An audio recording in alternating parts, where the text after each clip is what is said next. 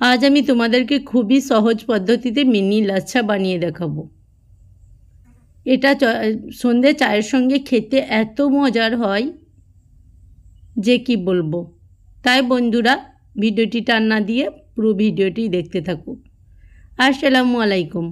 নতুন একটি পর্ব দেখার জন্য সকলকে স্বাগতম। আর মিনি লাচ্ছা পরোটা বানাতে এতটাই সহজ, না বানিয়ে দেখলে অবাক হয়ে যাবে। এত মজার হয় খেতে। তার জন্য আমি এখানে নিয়েছি একটা পাত্র লাচ্ছাটা বানাবার জন্য, আর নিয়ে নেব 2 বাটির মতো ময়দা। তোমরা যদি লাচ্ছা পরোটাগুলো বেশি বানাতে চাও সেই ক্ষেত্রে ময়দার পরিমাণটা বাড়িয়ে দিলেই হবে। এরপরে আমি নিয়ে নেব পরিমাণ মতো নুন আর 1 চামচ চিনি, চায়ের চামচে। আর নিয়ে নেব কাঁচা জোয়ান।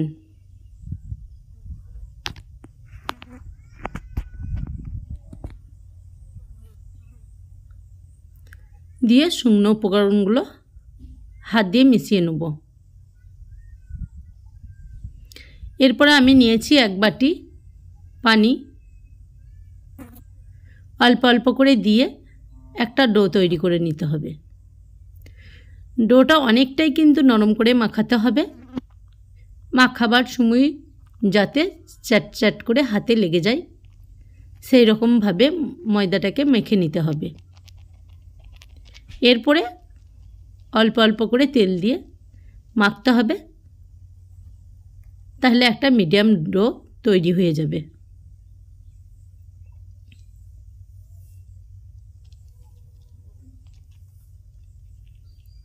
কোনো রকম ঝামেলা ছাড়াই ডোটা মাখা হয়ে গেছে আর সুন্দর করে মাখা হয়ে আছে।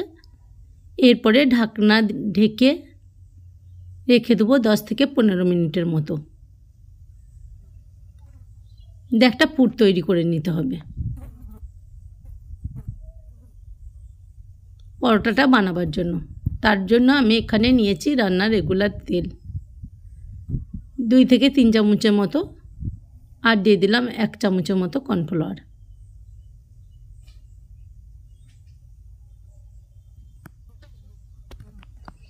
দিয়ে সাইডে রেখে দিতে হবে। ঢাকনা সরিয়ে তোমাদেরকে দেখিয়ে দিচ্ছি ময়দাটা কতটা নরম হয়ে আছে। ঠিক এরকম নরম হবে। হাত দিয়ে আরেকটু ময়ান দিয়ে নিয়ে গুটি কেটে নিতে হবে। আর গুটিটা ঠিক পরোটার মতো কেটে নিতে হবে, যেমন পরোটা বানাও সেই আকারেই কাটতে হবে। এই মিনি পরোটা খেতে কিন্তু খুবই মজার। এটা চায়ের সাথে বা তরকারির সাথেও খেতে পারো, 10টা জলখাবারও রাখতে পারো। খেতে কিন্তু খুবই মজার হয়। গুটিগুলো কাটা হয়ে গেছে। এরপরে আমি তেল নিয়ে বেলে নেব।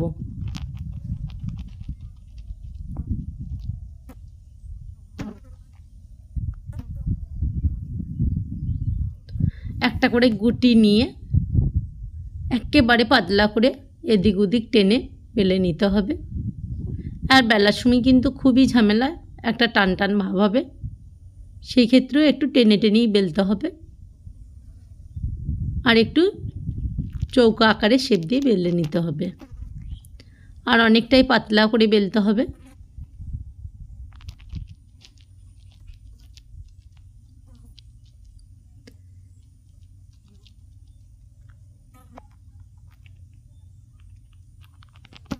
এরপরে চিকন চিকন করে কেটে নিতে হবে।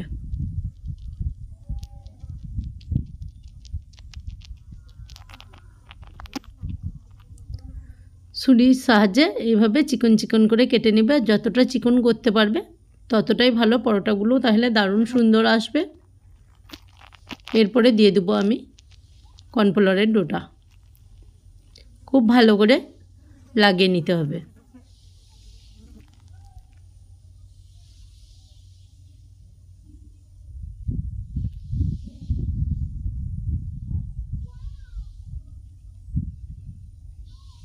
ঠিক এইভাবে দিয়ে গুটিয়ে দিতে হবে সুন্দর করে। গুটানোর পর টেনে টেনে একটু পাক দিয়ে লম্বা করে নিতে হবে। দিয়ে দু সাইডে গুটিয়ে একটার পর একটা চাপিয়ে দিয়ে হাত দিয়ে একটু চেপে দিলেই রেডি হয়ে যাবে পরোটা বেলাগুলো। ঠিক এইভাবেই বেলে নিতে হবে সবগুলোই।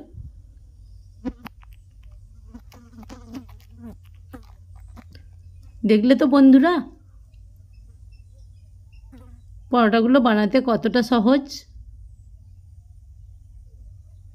এতটা সহজ হয় এই পরোটা বানাতে, একেবারে মাত্র হাতে গোনা 20 মিনিটের মধ্যেই বানিয়ে নিতে পারবে।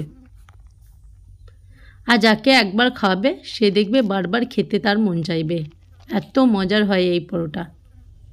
এরপরে ওভেনের মধ্যে একটা কড়াই বসিয়ে দিয়েছি, আর কড়াইয়ে দিয়ে দিয়েছি আমি হালকা তেল ব্রাশ করে নিয়েছি। তারপরে পরোটাগুলো দিয়ে ঢাকা চাপা দিয়ে কিছুক্ষণ রেখে পরোটাগুলোকে ভেজে নিতে হবে। আর ভাজার সময় লাইনটা চলে গেছিলো, তাই অন্ধকার পাড়া হয়ে গেছে, কিছু মনে করো না, ভালোবেসে ভিডিওটা দেখে নিও।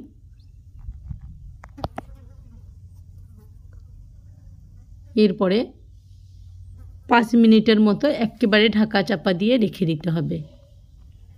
ঢাকনা সরিয়ে পরোটাগুলোকে উল্টিয়ে দিতে হবে। ঠিক এইভাবে লাল লাল করে ভেজে নিলেই পরোটাগুলো রেডি হয়ে যাবে। যদি ভিডিওটি ভালো লাগে তোমাদের কাছে,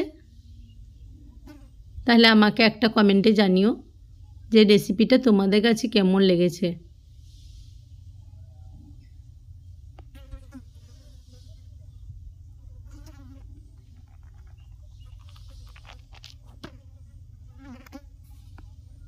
পরোটাগুলো ভেজে তুলে নিয়েছি, এবারে তোমাদেরকে দেখিয়ে দিচ্ছি যে দেখো বন্ধুরা পরোটাগুলো কতগুলো লেয়ার হয়েছে আর দেখতে কতটা লোভনীয় হয়েছে।